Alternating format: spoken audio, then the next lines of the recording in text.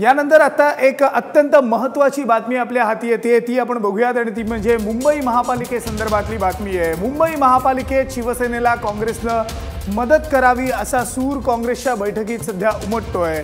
मुंबई महापालिकेचं गणित हे सध्या इंटरेस्टिंग होत चाललंय, कारण कोणालाही बहुमत मिळालेलं नाही।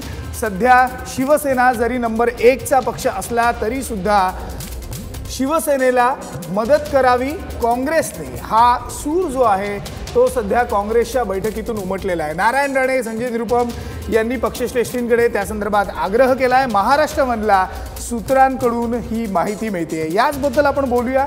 आपल्याबरोबर आहेत आपले कार्यकारी संपादक आशिष जाधव। आशिष, जे काल आपल्या महाराष्ट्र वनच्या चर्चेमधून समोर आलं होतं की काँग्रेसने तयारी दाखवलेली होती की शिवसेनेला पाठिंबा देण्याची, तोच सूर आज काँग्रेसच्या या बैठकीतून येतोय। कसं बघायचं या सगळ्या हॅपनिंग्सकडे?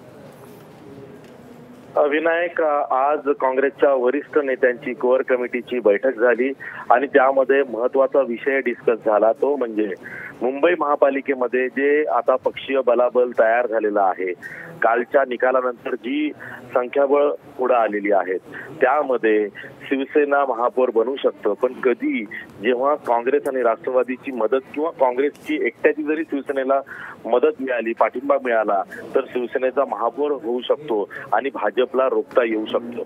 शिवसेनेला सुद्धा असं वाटतंय की भाजप आता इतकी वाढते आहे की अगदी घरात सुद्धा वाढलेली आहे, म्हणजे मुंबईत सुद्धा भाजप शिवसेनेला शह देते आहे। अशा वेळी भाजपला रोखलं पाहिजे असं शिवसेनेला वाटतंय।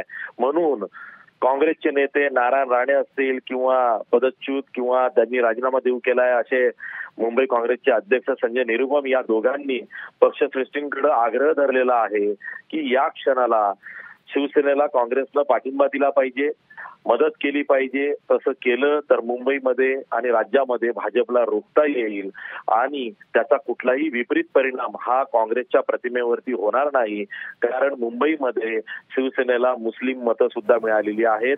पण हा सपोर्ट कधी जाहीर करायचा याबाबत निर्णय हा पक्षश्रेष्ठी घेणार आहेत। 5 राज्यांच्या निवडणुका आहेत, खास करून उत्तर प्रदेशच्या निवडणुकांचे 2 टप्पे अजूनही बाकी आहेत आणि 8 तारखेला उत्तर प्रदेशमध्ये शेवटच्या टप्प्याचं मतदान आहे आणि ते मतदान झाल्यानंतर कदाचित काँग्रेस शिवसेनेला पाठिंबा जाहीर करू शकतं किंवा शिवसेना काँग्रेसचा पाठिंबा घेऊ शकतं, कारण 9 मार्च पर्यंत सध्याची महापालिकेची मुदत आहे, ती 9 मार्चला संपते आहे।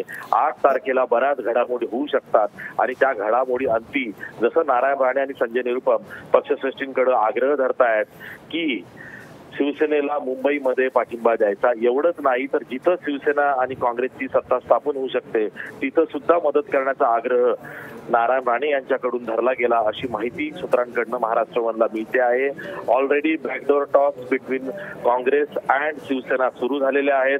शिवसेनेचा एक तरुण उमदा खासदार हा मध्यस्थी करतोय, त्याचबरोबर काँग्रेसकडनं चर्चेची सूत्र कोणत्या नेत्याकडे द्यायच्या याचाही विचार सुरू आहे। पण दरम्यान बॅकडोर टॉक्स बिटवीन शिवसेना आणि काँग्रेस या सुरू झालेल्या आहेत आणि त्याचाच भाग म्हणून जी सूत्रांकडनं महाराष्ट्र वनला माहिती मिळते आहे ती अशी आहे की नारायण राणे आणि संजय निरुपम यांनी पक्षश्रेष्ठींकडे आग्रह धरलेला आहे मुंबई महापालिकेत शिवसेनेला काँग्रेसनं मदत करावी आणि शिवसेनेची मदत काँग्रेसनं इतरत्रही घ्यावी।